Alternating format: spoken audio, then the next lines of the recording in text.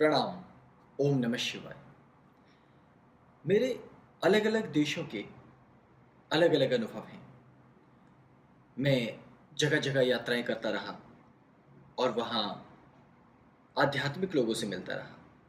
अलग अलग धर्म के लोगों से मिलना, उनसे बातचीत करना, उनको देखना, उनके बारे में पढ़ना, वहाँ की मीडिया पर नज़र रखना, वहाँ के सरकारी उपक्रमों पर, योजनाओं पर दृष्टि रखना, लोगों की विचारधाराओं को देखना, लोग कितने सांप्रदायिक हैं, कितने सौहार्द वाले हैं, इन सब चीज़ों पर मेरी दृष्टि रहती है। लेकिन इन सब के बीच में एक चीज़ मैंने देखी है कि जितने भी धर्म हैं, अधिकांशतया इस तरह से व्यवहार करते हैं कि मानो जब विज्ञान की बात हम करते हैं, तो उन्हें विज्ञान अपना दुश्मन लगने लगता है। आज मैं यहाँ बैंकॉक में हूँ और मैंने ये अनुभव किया अपनी थाईलैंड की यात्रा के दौरान कि न केवल भारत में ही ऐसा है, बल्कि यहाँ भी और ठीक इसी तरह से विश्व के अन्य कुछ कोनों में भी कुछ इस तरह के आध्यात्मिक लोग हैं जिन्हें ये लगता है कि विज्ञान उनका एक प्रबल शत्रु है, जबकि वास्तविकता कुछ और ही है। ऋषि मुनियों ने, अगर आप ऋषि और मुनि इन दोनों का विभाजन अगर आप देखते हैं, तो जितने भी ऋषि हैं वो आपको विज्ञानवादी होने की प्रेरणा देते हैं। वो आपको तर्क करने को कहते हैं। वो आपको अध्यात्म पर भी आंखें बंद करके चलने की सलाह नहीं देते, कभी भी नहीं। और वो ये कहते हैं कि सत्य बड़ा गोपनीय होता है, उसे आपको विविध स्तरों पर खोजने की ज़रूरत होती है। पहले इंद्रियों के माध्यम से, बुद्धि के माध्यम से, फिर इंद्रिय और बुद्धि से पार भी सत्ता है। बुद्धि को भ्रम हो सकता है, इंद्रियों को भ्रम हो सकता है, तो उस भ्रम युक्त ज्ञान से उस पार देखने की क्षमता कैसे आप प्राप्त करें। इसलिए ये सारा ज्ञान ऋषियों का हो गया। और मुनिजन मुनिजन वो हैं जिन्होंने ये अनुभव कर लिया कि सारा तंत्र जितना भी है, इसका सार तत्व कुछ नहीं है। इसलिए वो इस संपूर्ण सृष्टि के भीतर किसी ऐसे तत्व को प्राप्त कर चुके हैं, किसी ऐसी चीज को खोज चुके हैं। अब वो केवल उसी के साथ अपने आप को जुड़ा हुआ अनुभव करते हैं और उस जुड़ाव की, उस ब्रह्मांड की एक इकाई के तौर पर अपने आप को कार्यरत पाते हैं। इसलिए वो इस ब्रह्मांड की मूल सत्ता, जिसको हम अगर भगवान का नाम दें, ब्रह्म का नाम दें, तो बुरा नहीं होगा। तो वो अपने आप को उस सत्ता और अस्तित्व से जोड़े रखते हैं। तो एक तरफ ऋषि हो गए जो कि विज्ञान को मानकर चलते हैं, और एक तरफ वो हो गए जिन्होंने न तो विज्ञान की अवहेलना की, न ज्ञान की अवहेलना की, लेकिन एक स्थिति प्राप्त करने के पश्चात वहाँ अस्तित्व से जुड़ने की इस पूरे प्रक्रम को उन्होंने जान लिया है और इस प्रणाली का ज्ञान उन्होंने आगे दिया। तो ये ऋषि और मुनि की अति साधारण मेरी तरफ से परिभाषा है, जिससे जिसे कि आप कह सकते हैं कि बहुत ही छोटी परिभाषा, इकाई की परिभाषा भी ये नहीं है। हालांकि ऋषि मुनियों की तो बेहद व्यापक परिभाषाएं हैं। अब अब आप ये देखिए कि हर जगह धर्म का भी प्रचार है और अधर्म का भी प्रसार है।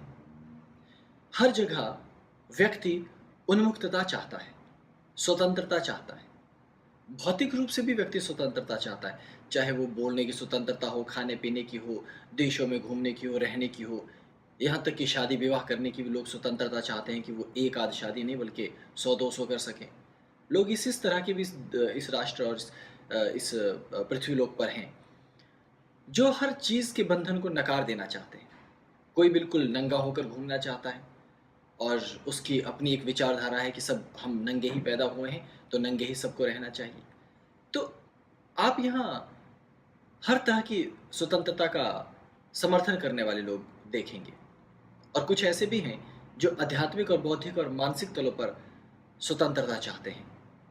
अब इन स्वतंत्रताओं के चक्कर में हम एक दूसरों की स्वतंत्रताओं का हनन करते जाते हैं, और एक तरफ धर्म एक एक प्रखंड बन जाता है, एक छोटा सा हिस्सा बन जाता है, और दूसरी तरफ अधर्म वो एक छोटा सा हिस्सा बन जाता है।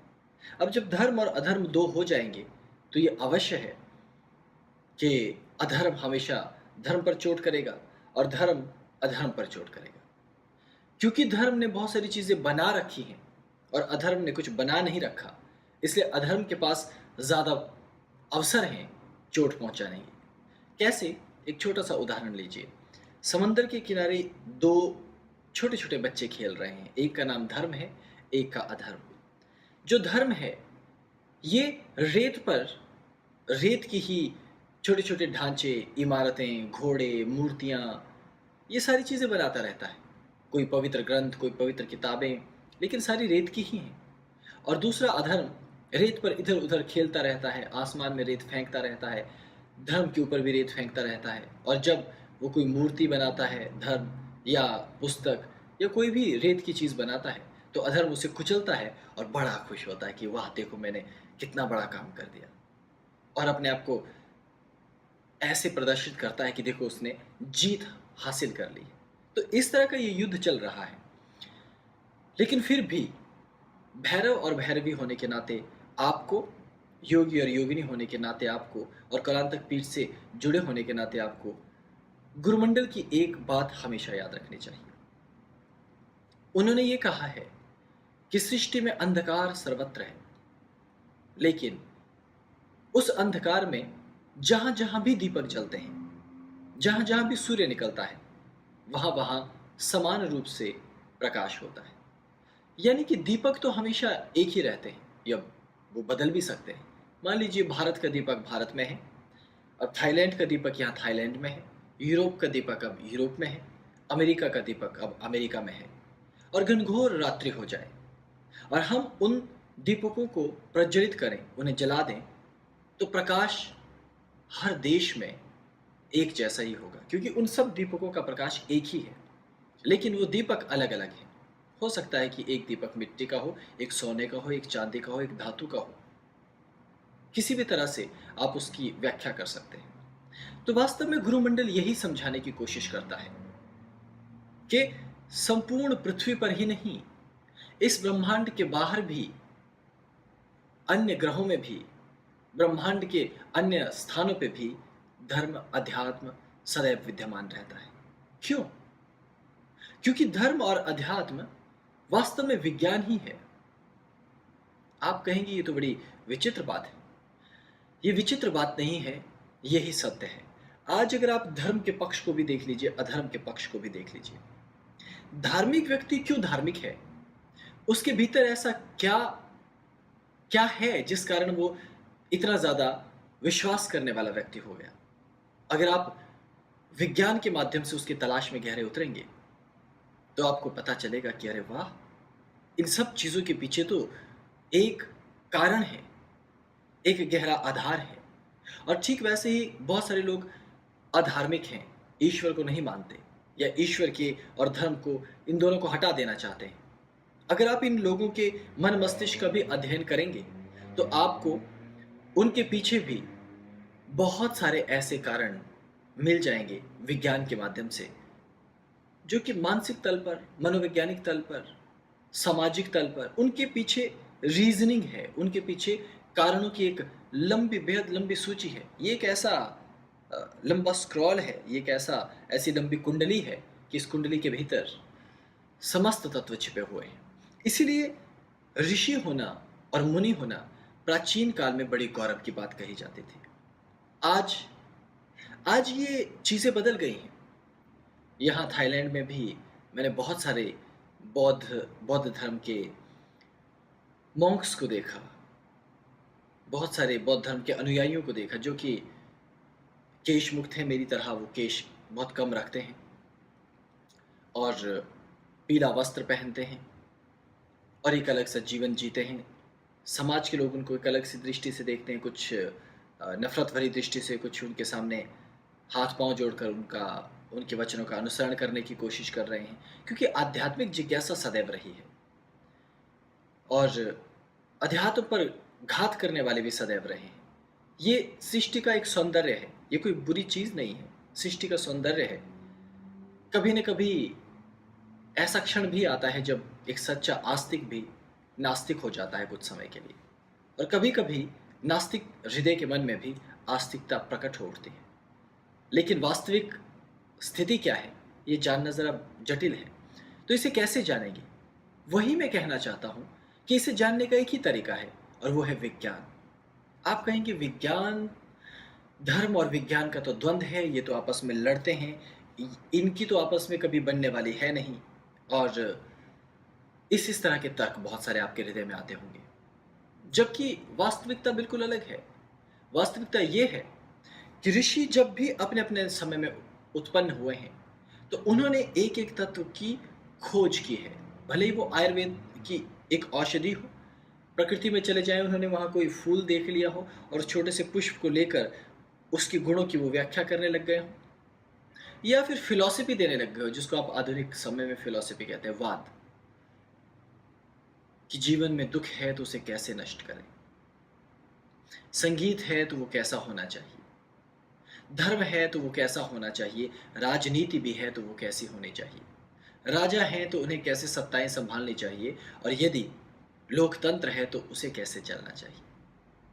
तो ऋषि मुनियों ने एक एक चीज में हस्तक्षेप किया, यहां तक कि आपके कपड़े कैसे हों, किस व्यक्ति को कैसे कपड़े पहनने चाहिए। तो उन्होंने अपने देश काल के मुताबिक, अपने समय के अनुरूप कुछ नियम दिए, और उनमें से कुछ ऐसे नियम हैं जो इस पृथ्वी पर शायद सदैव स्थित रहेंगे, क्योंकि वो ऐसे नियम हैं, वो आपके अंतःकरण से, आपके अस्तित्व से जुड़े हुए हैं। जब भी कोई व्यक्ति अध्यात्म की तलाश में निकलेगा, उसका अपना एक अलग अंदाज होगा, उसकी अपनी एक अलग बुद्धिमत्ता होगी। हर एक व्यक्ति अपनी अपनी बुद्धिमत्ता लेकर चलता है। कुछ ऐसे व्यक्ति भी हैं जो जो बौद्धिक हो गए, अत्यंत बौद्धिक या नए नए बौद्धिक। अगर उन्हें कुछ भी मिल जाए ऐसा जो उनके अनुरूप नहीं होता है, तो वो ऐसे ऐसे कारणों को चुनते हैं। एक उदाहरण देता हूं, मान लीजिए आपको कोई आध्यात्मिक पुरुष, साधु संत महात्मा योगी, या कोई स्पिरिचुअल सीकर, या कोई कोई भी ऐसा व्यक्ति मिल जाए, और आप भी छोटे मोटे आध्यात्मिक हों थोड़े बहुत, लेकिन आप मॉडर्न हों, जिनको हम न्यू रिलीजन वाले लोग कहते हैं, या न्यू स्पिरिचुअलिज्म के लोग कहा जाता है जिन्हें, वो क्या करते हैं कि लैपटॉप पर बैठकर, इंटरनेट पर बैठकर सर्च करते रहते हैं चीज़ों को। अब उनके पास थोड़ा बहुत अधकचरा ज्ञान विज्ञान का भी है, अधकचरा ज्ञान उनके पास धर्म अध्यात्म का भी है। वो सर्च कर करके पुस्तकें पढ़ते रहते हैं, विचार पढ़ते रहते हैं। अब मान लीजिए किसी साधु संत ने उनको अपनी कोई गंभीर विचारधारा दी जिससे वो सहमत नहीं है, तो वो संपूर्ण इंटरनेट में से, अपनी विचारधारा में से बुद्धिपूर्वक, बलपूर्वक ऐसे ऐसे उदाहरण ढूंढ कर निकालेंगे जिससे उस व्यक्ति को चोट पहुंचाई जाए, और एक सुंदर सा आर्टिकल तैयार कर देंगे या सुंदर सा भाषण तैयार कर देंगे, और कहेंगे देखो ये मेरे तर्क हैं। और उन तर्कों के माध्यम से ये साबित करने की कोशिश की जाएगी कि वो व्यक्ति या उसकी विचारधारा वो तब नहीं है, उससे बेहतर है आगे बढ़ते रहना, पीछे की ओर मत लौटो, आगे की ओर बढ़ो। लेकिन ये दोनों तर्क ही हैं, और तर्क विज्ञान से साबित हो सकते हैं कि कौन सा तर्क सही है और कौन सा तर्क गलत है। क्योंकि मनोविज्ञान भी आपको ये बता देगा कि एक व्यक्ति आलोचना कर रहा है तो ज़रूर उसको कहीं न कहीं चोट पहुँची है, ज़रूर उसके पीछे उसका कोई न कोई कारण है। तो मनोविज्ञान के तल पर आपको इसे देखना होगा। खैर ये सब तो चलता ही रहता है। लेकिन यहाँ थाईलैंड में जब मैं बैंकॉक के निकट था, तो मैंने गाड़ी के अंदर से यहाँ के आस-पास के दृश्यों को रिकॉर्ड भी किया। देखा कि यहाँ भी विश्व के अनेक देशों की तरह ही लगातार गाड़ियाँ बढ़ रही हैं सड़कों पर, चारों तरफ अव्यवस्था वो भी दिखाई देती है, तारें बिखरी हुई हैं, जगह-जगह ये विद्युत के खंभे, उस पर बेतरतीब तारें, और फिर ऊंची-ऊंची इमारतें, लोग बिल्कुल आधुनिक वस्त्रों को पहने हुए और उन्मुक्त, और चारों तरफ बहुत अधिक मात्रा में लोग यहाँ मांसाहारी हैं, और अलग तरह की जो गंध अलग-अलग राष्ट्र की होती है, वो मुझे यहाँ आते ही महसूस हुई। जैसे ही शहरों में जाते हैं, तो एक अजीब-सी महक वहाँ अनुभव होती है। जैसे मैं भारत लौटता हूँ, तो मुझे भारत में एक अजीब-सी महक भारत के अलग-अलग क्षेत्रों में अनुभव होती है। वैसे यहाँ पर भी अलग-अलग क्षेत्रों में अलग-अलग महक, योगी होने के नाते नासिका अपना काम करती रहती है। दृष्टि, आँखें अलग-अलग चीज़ें देखती रहती हैं और लोगों का रंग-रूप, आचरण, बोली और भाषा, प्रेम व्यक्त करने के तरीके, ये सब मैंने देखे। और ये भी मैंने पाया कि जब मैं कुछ ऐसे लोगों से मिल रहा हूँ या कहीं कुछ खरीदारी करने के लिए खड़ा हूँ, तो वो मुझे बड़े गौर से देख रहे हैं कि ये कैसा आदमी है, इसने गले में क्या पहन रखा है, ये कुछ अजीब-सा दिखाई देता है। लेकिन फिर भी अब लोग क्योंकि पूरी दुनिया एक हो चुकी है, इसलिए हर किसी व्यक्ति को स्वीकारते हैं। लेकिन भाषा नहीं आने के कारण भी अगर मैं किसी से इंग्लिश में बात कर रहा हूँ और उसे नहीं आ रही इंग्लिश, तो वो थाई में भी कुछ कहने की कोशिश कर रहा है, तो बड़ी विचित्र बात है कि हम मनुष्य होने के नाते परमात्मा ने ऐसी सहजता दी है कि 1, 2, 3 बार गंभीरता से उसे सुनने, उसके हाव-भाव को देखकर समझ आ जाता है कि वो क्या कहना चाहता है और वो मुझे समझ जाता है कि मैं क्या कह रहा हूँ। तो ये एक विज्ञान है, इसके पीछे भी विज्ञान है। तो हमारा जो संप्रेषण होता है, ये विज्ञान है। हम एक राष्ट्र से दूसरे राष्ट्र में आते-जाते हैं, वहाँ का ज्ञान प्राप्त करते हैं। उसमें से जो सत्य हमें प्राप्त होता है, अनुभव हमें प्राप्त होता है, वो भी ज्ञान और विज्ञान का ही हिस्सा है। इसलिए जब मैं देखता हूँ कि धर्म से जुड़े लोग, धर्म को मानने वाले लोग विज्ञान का विरोध करने लग जाते हैं, तो मुझे उन पर संदेह होने लगता है कि ये कैसे विज्ञान का विरोध कर सकते हैं? क्योंकि विज्ञान भी ऋषि होने का एक कारण है। जो वैज्ञानिक हैं, वो भी अपनी-अपनी तरह के ऋषि हैं। अभी वो स्थूल तत्वों पर अनुसंधान कर रहे हैं, लेकिन भविष्य में ये भी पूर्णतया संभव है कि वो अध्यात्म पर भी पूरी तरह से अनुसरण करने लग जाएँ, अध्ययन करने लग जाएँ। विदेशों में तो बहुत स्थानों पर वैज्ञानिक ऐसा कर भी रहे हैं और धीरे-धीरे आप देखेंगे कि रिसर्चर्स का एक बहुत बड़ा ग्रुप हो जाएगा, जो इस अनुसंधान के क्षेत्र में आगे बढ़ेंगे। तो मुझे कहीं भी ऐसा नहीं लगता कि स्पिरिचुअलिटी और साइंस, रिलीजन और साइंस कहीं न कहीं दुश्मन हैं। ये मेरा अपना मानना ही नहीं है, ये मेरा अनुभव है और मैंने इसे देखा है। अब आप यहाँ थाईलैंड की ही बात करें, आप चारों तरफ के इस वातावरण को अगर निहारते हैं जगह-जगह, तो विज्ञान हर जगह मनुष्य को सुख ही तो दे रहा है, उसके जीवन को सुगम तो बना रहा है। ऊँची-ऊँची इमारतें चारों तरफ, लोग और बाज़ार भारत के समान ही विकसित दिखाई देते हैं। विश्व के अन्य देशों के समान विकसित दिखाई देते हैं और इस विकास के अगर आप क्रम को देखें, तो इसका सारा श्रेय विज्ञान को जाता है। और ऐसे में भी यदि आप गाड़ी में जा रहे हों, इन आधुनिक माध्यमों का उपयोग कर रहे हों और आप कहें कि नहीं विज्ञान हमारा शत्रु है, तो ये भी मूर्खता है। लेकिन आपके विवेक के ऊपर निर्भर करता है कि आप किस दृष्टिकोण से विज्ञान को देखते हो। और कुछ लोग विज्ञान का सहारा लेकर अध्यात्म में त्रुटियां निकालने की कोशिश करते हैं। वो विज्ञान के रिश्तेदार नहीं हैं, विज्ञान के सगे संबंधी नहीं हैं। इसलिए आपको घबराने की ज़रूरत नहीं है। आप जिस भी राष्ट्र में जाएँ, जिस भी स्थान पर जाएँ, जिस भी जगह में घूमें-फिरें, अगर आपके पास अपना वास्तविक विज्ञान है, तो आप इन झंझटों से मुक्त हैं। अब आप मुझे देखिए ना, मैं मॉडर्न साइंस को पढ़ता हूँ और लगातार मेरी रुचि और रुझान रहता है कि वो नई शोध शोध कार्यों में क्या कर रहे हैं, नई क्या खोज हुई है, ब्रह्मांड में क्या चल रहा है, हमारे आसपास क्या हो रहा है। तो आधुनिक युवा होने के नाते मेरा ये कर्तव्य है कि मैं उसे भी देखूं, योगी होने के नाते भी, और भीतर अपने आध्यात्मिक संसार से भी जुड़ा रहूं। और उन दोनों को जब भी मैं देखता हूं, मुझे अंतर नहीं मिलता। और यहाँ तक कि अक्सर विज्ञान का सहारा लेकर अध्यात्म पर प्रहार करने वाले लोग आपको आपका ब्रेन वॉश करने के लिए ये कहेंगे कि हर जगह पर धर्म अलग है, लोगों की विचारधाराएं अलग हैं, लोग धर्म के नाम पर लड़ते हैं, बांटते हैं। आपको ऐसे राजनीतिक ग्रुप मिल जाएंगे। राजनीतिक ये लोग जो होते हैं ना, जिन्होंने राजनीतिक वाद को आगे बढ़ाना है, जो अपने आइडियोलॉजी को लेकर, जो अपनी विचारधारा को लेकर आगे बढ़ रहे हैं, कितने कुटिल होते हैं।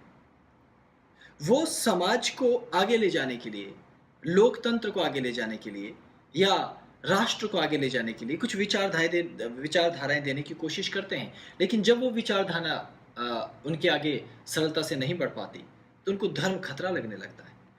तब वो धर्म के खिलाफ वैज्ञानिक तर्क देने लग जाते हैं। कहते हैं कि देखिए, धर्म में ये गलत है। धर्म में व्यक्ति गलत हो सकता है, लेकिन सभी व्यक्ति नहीं। और फिर वो ये कहते हैं कि सारे धर्मों में भेद है, वो आपस में लड़ाते हैं। दरअसल लड़ाने वाले यही राजनीतिज्ञ हैं। चाहे बात मैं विश्व के अन्य राष्ट्रों की करूँ या अभी मैं यहाँ थाईलैंड में हूँ, यहाँ भी मैंने कुछ बौद्ध धर्म के मॉन्क्स से बात की और कुछ हिंदू धर्म को, जो यहाँ अपने तरीके से हिंदू धर्म को मानते हैं, उन लोगों से भी बात की। तो उनका भी ये मानना है कि उनके धर्म पर प्रहार किया जा रहा है लगातार, और उनकी स्वतंत्रता यहाँ भी कम होती जा रही है। उन्हें भी लगता है कि ये राष्ट्र अब रहने लायक नहीं रह गया है। जबकि ये सब केवल विचारधाराएं हैं। मैं ये नहीं मानता कि कोई भी राष्ट्र, वहाँ पर इस तरह के तत्व रहते हैं जो विज्ञान का सहारा लेकर आप पर चोट करते हैं। लेकिन आप भी अगर अध्यात्म में हैं, धर्म को मानने वाले हैं, किसी भी राष्ट्र में रह रहे हैं, तो विज्ञान को अगर आप अपना शत्रु मानकर चलेंगे, तो आप मूर्ख ही हैं। आपको ये जानना चाहिए कि धर्म और विज्ञान ये अलग तत्व नहीं है। दोनों के समान प्रश्न हैं, दोनों की समान जिज्ञासाएं हैं, और हमें अपनी जिज्ञासाओं का समाधान ही तो चाहिए। और यदि आपको इन जिज्ञासाओं का समाधान मिलता है, तो वो धर्म ही तो है। इसलिए अगर आपको ये राजनीतिज्ञ लोग कहते हैं कि धर्म आपस में तोड़ते हैं, तो मूर्खता है। अब मुझे देखिए ना, मैं अलग अलग जगहों पे जाता हूँ, अलग अलग संतों को देख रहा हूँ, अलग अलग राष्ट्रों में देख रहा हूँ, अलग अलग पुस्तकों, अलग अलग मंदिरों, मस्जिदों, गुरुद्वारों में, और यहाँ अलग अलग मत हैं, उनके अलग अलग स्थान हैं।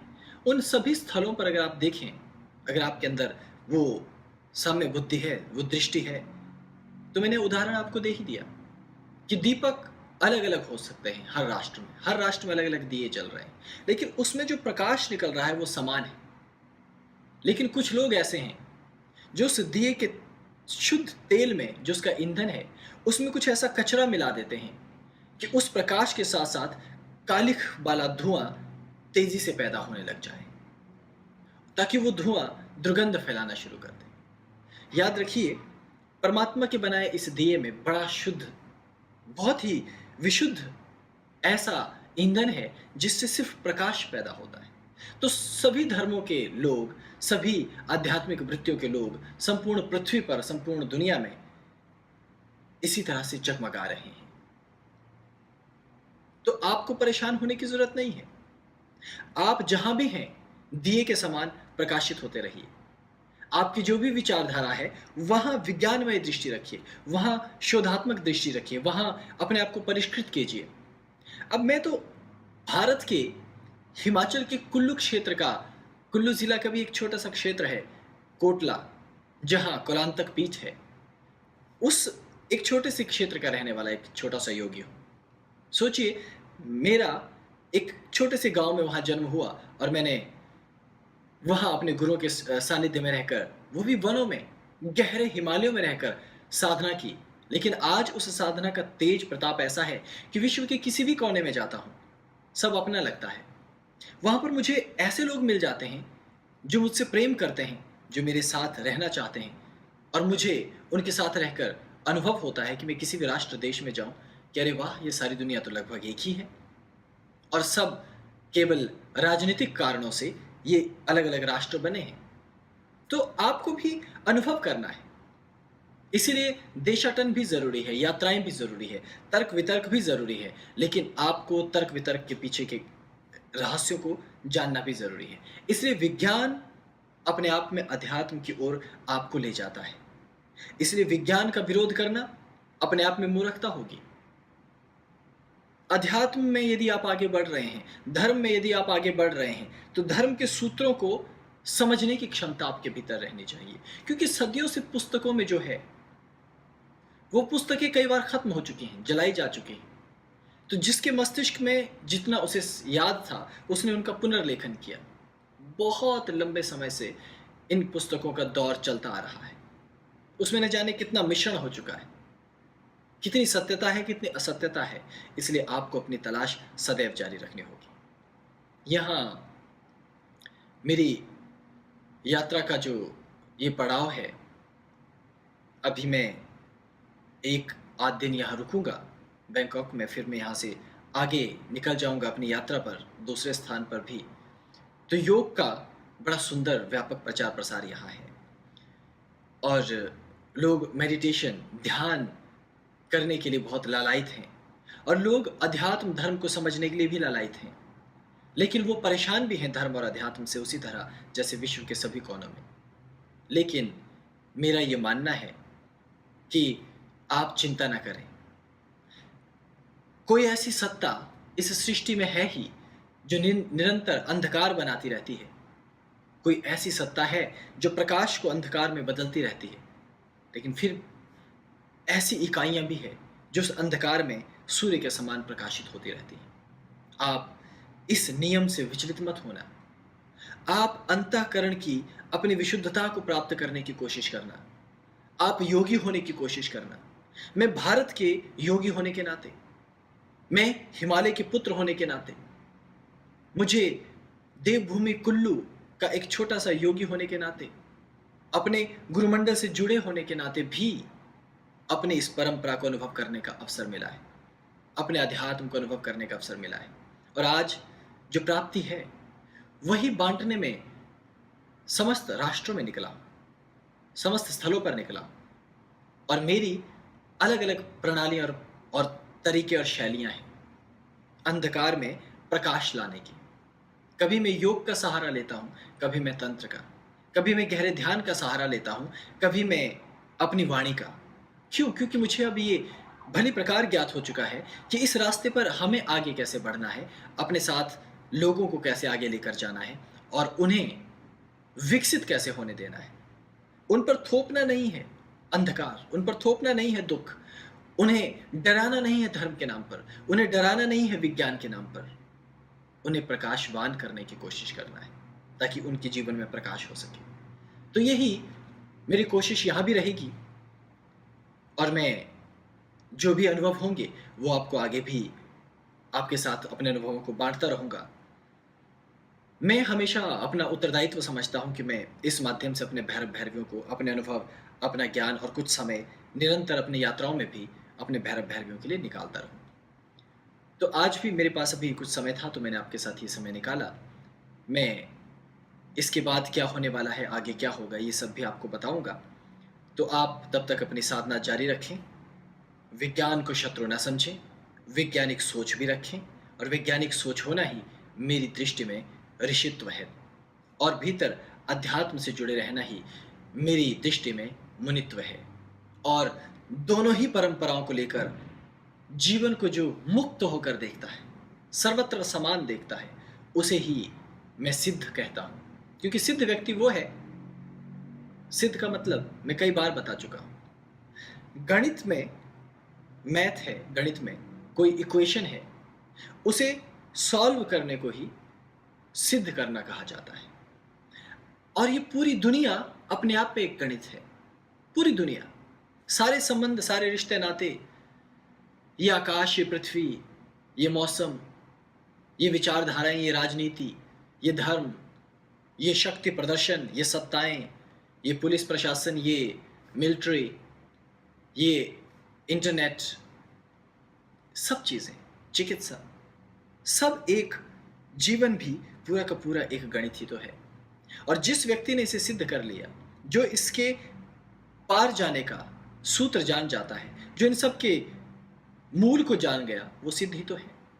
इसलिए अगर आप सिद्ध हैं, अगर आप भैरव भैरवी हैं, अगर आप योगी योगिनी हैं, अगर आप वास्तविक आध्यात्मिक व्यक्तित्व हैं, तो आप कैसे भला ये कह सकते हैं कि विज्ञान आपके लिए कभी शत्रुता करने लग जाए?